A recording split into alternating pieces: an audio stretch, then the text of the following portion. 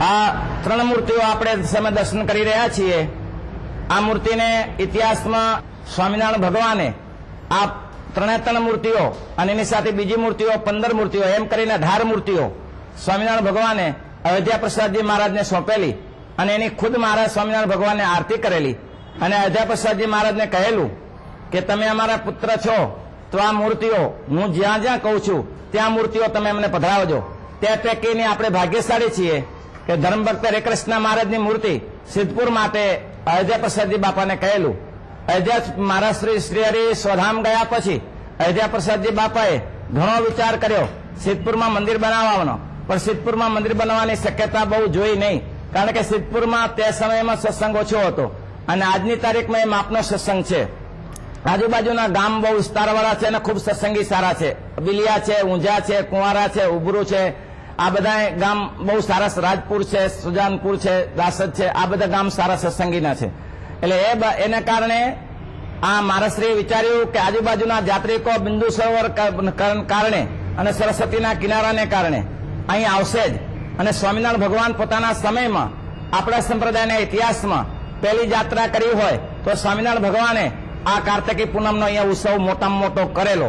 ભક્તજનો સમય જતા અયોધ્યા પ્રસાદજી મહારાજને એક ભક્તજન મળી ગયા સિદ્ધપુરના રણછોડ ભગત। એ રણછોડ ભગતને બાપાએ બોલાવીને કહ્યું કે રણછોડ, મારી મનની ઈચ્છા છે, મારી તનની ઈચ્છા છે, તું ગમે તેમ કર પણ મને સિદ્ધપુરમાં એક મંદિર બનાવી આપ। અને રણછોડ ભગત મિસ્ત્રી હતા, એમને કહ્યું બાપા આપની ઈચ્છા પૂરી થશે, અને એને મંદિર બનાવવાનો પ્રયાસ કર્યો। ભક્તજનો રણછોડ ભગતે મંદિરના પાયા ખોદ્યા પણ નરો રેતીનો પટ હતો, એટલે રણછોડ ભગતની જે સમૃદ્ધિ હતી એ બધી પાયામાં પેસી ગઈ, એટલે પૈસા બચ્યા નહીં। પછી રણછોડ ભગતે એના માટે બહુ મહેનત કરીને પોતાની જે જમીન હતી જમીન વેચી દીધી, છતાં મંદિરનું કામ પૂર્ણ ન થયું। પછીથી એને રણછોડભાઈએ પોતાનું ઘર વેચી નાખ્યું। આ જે જૂનું મંદિર હતું રણછોડભાઈનું જ ઘર હતું, બીજું ઘર હતું વેચી નાખ્યું અને મંદિર પુરાવાનો પ્રયાસ કર્યો તો ધાબા લેવલ સુધી મંદિર પહોંચ્યું। પછી સંપત્તિ ખૂટી ગઈ। અયોધ્યા પ્રસાદજી મહારાજને વિનંતી કરી કે બાપા પધારો, મૂર્તિ પ્રતિષ્ઠા કરો। ધર્મભક્ત હરિકૃષ્ણ મહારાજની મૂર્તિ લઈને અયોધ્યા પ્રસાદજી બાપા આવ્યા અને એમને મૂર્તિ પ્રતિષ્ઠા માટે જયારે મંદિરમાં ગયા ત્યારે જોયું તો શિખર નતા। ત્યારે એને કીધું, અલ્યા રણછોડ, આવું મંદિર બનાવવાની શું જરૂર હતી? આ સ્વામિનારાયણ ભગવાને પ્રસાદીની મૂર્તિઓ આપી છે, એ મૂર્તિઓ તું પધરાવે છે અને ત્યાં શિખર નથી? ત્યારે રણછોડ ભગત રડી પડ્યા। રડી એટલા માટે પડ્યા કે એને ખબર હતી કે હવે મારી પાસે કઈ છે જ નહીં, હું મંદિર આગળ વધારી શકું એમ। આજુબાજુના પડોશીએ બધાએ કહ્યું કે બાપા રણછોડે શું નથી આમાં સમર્પિત કર્યું? પોતાનું બધું જ હતું એ સમર્પિત કર્યું છે, હવે રણછોડથી કઈ થઈ શકે એમને? રણછોડ ભિખારી બની ગયો ત્યારે અયોધ્યા પ્રસાદજી બાપા ખૂબ રાજી થયા। આ મૂર્તિની સ્થાપના કરી, પ્રતિષ્ઠા કરી, પ્રાણ પ્રતિષ્ઠા કરી વિદોક્ત વિધિથી, અને રણછોડ ભગતને આશીર્વાદ આપીને કહ્યું કે રણછોડ ગયેલી સમૃદ્ધિ પાછી આવશે, આપ ચિંતા કરીશ ન એમ। ત્યાર પછી એ મંદિરની શુભ શરૂઆત થઈ। પરમ પૂજ્ય કૌશલેન્દ્ર પ્રસાદજી મહારાજે આ મૂર્તિની પ્રતિષ્ઠા કરી। સહેજ એવું રહેતું હતું મોટા આચાર્ય મહારાજશ્રીને કે અયોધ્યા પ્રસાદજીની પ્રસાદીની મૂર્તિ હતી અને એ મૂર્તિ અયોધ્યા પ્રસાદજીએ સ્થાપન કરેલી મૂર્તિને સ્થળાંતર કર્યા પછી કદાચ ને એમ થાય કે એનું તેજસ્વીપણું, એની શક્તિ કદાચ ઓછી થાય, પણ કાલ સવારમાં આચાર્ય મહારાજશ્રી, મોટા આચાર્ય મહારાજશ્રી બોલ્યા કે મને હૃદયથી ખૂબ આનંદ થયો। મોટા તેજેન્દ્ર પ્રસાદજી બોલ્યા કે હૃદયથી આનંદ થયો, હું અત્યાર સુધી એવો સંકલ્પ રહેતો હતો કે કદાચ સ્થળાંતરમાં મૂર્તિનું તેજ ઓછું થયું હશે, શક્તિ ઓછી થઈ હશે, પણ આજે જયારે આ ચરણ પાદુકા જોઈને અમને સાંભળીને એમ થયું કે અમારા હરિકૃષ્ણ મહારાજ હજરાજુર અહીંયા બિરાજમાન છે, કોઈ તકલીફ નથી।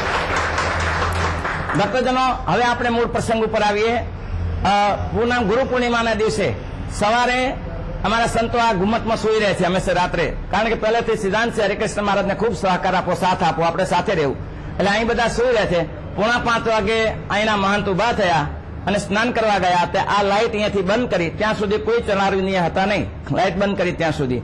પછી સ્નાન કરવા ગયા અને નિયમ પ્રમાણે ભક્તજનો અહીં થોડા હરિભક્તો છે પણ નિયમિત સેવા કરે છે, પોતા કતરાની સેવા કરે છે।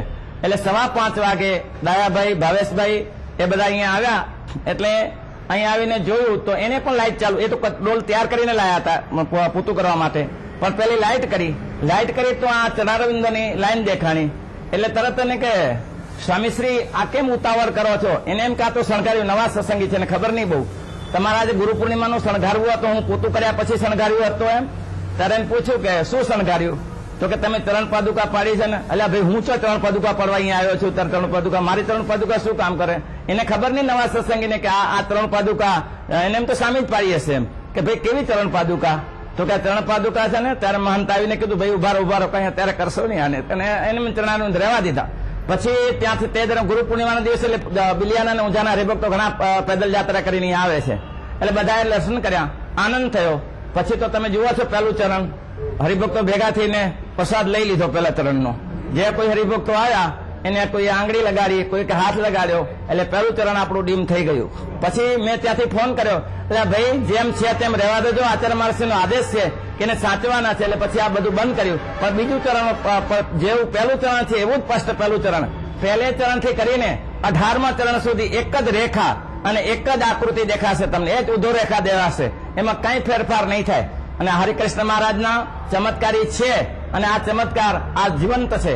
પછી તો ભક્તજનો બધા આવ્યા, અને જે જોનારા છે એ શરૂઆતના જે ચિહ્ન જોનારા ભીના ચરણ જોનારા છે, એ તો એમ કે છે કે ભાઈ એની કોઈ મારા શ્રી પાસે દયાભાઈ ને કાલે ભાવેશભાઈ વર્ણન કર્યું, એનું કોઈ વર્ણન થઈ શકે એવું નતું કે એમાં જરી ઉપસી હતી, એમાં તેજ દેખાતું હતું. આ તો આખો દિવસ ગયો અને ધીમે ધીમે કંકુ છે એટલે ડીમ થાય. પણ આ ચરણારવિંદ છતાં આપણે વહેલા ચેતી ગયા, અને મહારાજશ્રીનો ફોન આવ્યાથી આ ચરણારવિંદને આપણે જારી રાખીએ ભક્તજનો. અને આચાર્ય મહારાજશ્રીની એવી ઈચ્છા છે, મોટા આચાર્ય મહારાજશ્રીની, કે આ ચરણારવિંદ જે ભગવાને આપણો પહેલો સ્વામિનારાયણ સંપ્રદાયનો પહેલો ઇતિહાસ હશે, અને આ ચરણારવિંદને જેમ કરીને જેમ બને તેમ આપણે જારી રાખીએ, અને સંપ્રદાયના હજારો લોકોને આનું દર્શન થતું રહે ભક્તજનો. તો આ ચરણારવિંદ આપણા 18 ચરણારવિંદ છે. તમે પહેલેથી છેલ્લે સુધી ચરણારવિંદ જોશો તો આ કોપી કરવાની કોઈની તાકાત નથી. બીજી વસ્તુમાં જુઓ, કોઈ માણસ ચરણારવિંદ પાડે, ચરણ પાડે તો 2 અલગ અલગ ચરણ પડે, પણ આ જુઓ એક જ રેખામાં બધા ચરણ પડેલા છે, એક જ રેખામાં આવેલા છે, એવું કોઈ કરી ન શકે. અને અંદર જુઓ કેટલામાં ચિહ્નો દેખાય છે, કેટલામાં જવનું ચિહ્ન દેખાય છે, કેટલામાં મત્સ્યનું ચિહ્ન દેખાય છે, અને ઉધો રેખા તો સોસરી બધા ચરણમાં દેખાય છે. મહારાજ જે ચાલ્યા છે, જે સમય અહીંયા 4:45 થી 5:45 જે ભગવાન અહીંયા આવ્યા તે સમયે આ દરવાજા બંધ હતા, દરવાજા ખુલ્લા નતા. પણ જુઓ ભક્તજનો, જેવા બારે ચરણારવિંદ છે એવા જ અંદર ચરણારવિંદ છે, બંધ દરવાજે ચરણારવિંદ પાડ્યા. મહારાજ ભલે ભક્તોને માટે ગયા હોય કે મહારાજ સ્પેશિયલ આના માટે આવ્યા હોય. અને હું ઘણા છેલ્લે 6 મહિનાથી વિચાર રહેતી હતી કે અમે તો મહારાજને પૂછીને કામ કરીએ છીએ, અને અમારું તો મહારાજ એક કામ કરે છે. પણ મેં કીધું એવો કોઈ હરિકૃષ્ણ મહારાજ, બહુ મહારાજ હરિકૃષ્ણ મહારાજ એટલે અમારા માટે આગું કોઈ ભગવાન છે, અમારા આરાધ્ય દેવ છે. એના પરચા ખૂબ જોયા છે ભક્તજનો. પરચાનું વર્ણન કરવા જો તો પહોંચી વળી નહીં એવા પરચા છે હરિકૃષ્ણ મહારાજના. છતાં આજે આ પરચો જે આપ્યો છે એ અલૌકિક પરચો આપ્યો છે. આ ચરણારવિંદ કોઈથી બની ના શકે. બીજી બાબતમાં, નકલી ચરણારવિંદની પાછળ આકર્ષણ ના થાય, નકલી ચરણારવિંદની પાછળ આકર્ષણ ના થાય, પણ આ દુનિયાભરના લોકોને આકર્ષણ છે. અત્યારે આકર્ષણ કેવું, અમે 15 વાર દર્શન કર્યા છે, છતાં એમ થાય ચાલો દર્શન કરી લઈએ, ચાલો દર્શન કરી લઈએ, હજી આ ચરણારવિંદને જોઈએ. આ ચરણારવિંદ એવું આકૃતિ છે, એવું તેજ છે ભક્તજનો. એ ભગવાનની કૃપા અને ભક્તજનોની મનોકામના પૂર્ણ કરવા માટે કળિયુગમાં લોકોને એમ થાય હજી ભગવાન પ્રગટ છે, પ્રત્યક્ષ છે, એ બતાવવા માટે જ આ હરિકૃષ્ણ મહારાજે આ 18 ચરણારવિંદ પાડી આપ્યો છે. ટ્રસ્ટી શ્રી રતિભાઈને મારા શ્રીએ મોકલીને કહ્યું કે આની સાવધાની રાખો અને જાળવી રાખો, અને આ કોઈ રીતે ચરણારવિંદ હવે છૂટા ના થઈ શકે, એ આ લુપ્ત ના થાય એના માટે પ્રયાસ કરો ભક્તજનો. તો ખૂબ ખૂબ ધન્યવાદ હરિકૃષ્ણ મહારાજને કહીએ કે તમે અમારું અઢળક ધર્યા છો અને અઢળક ધરતા રહો.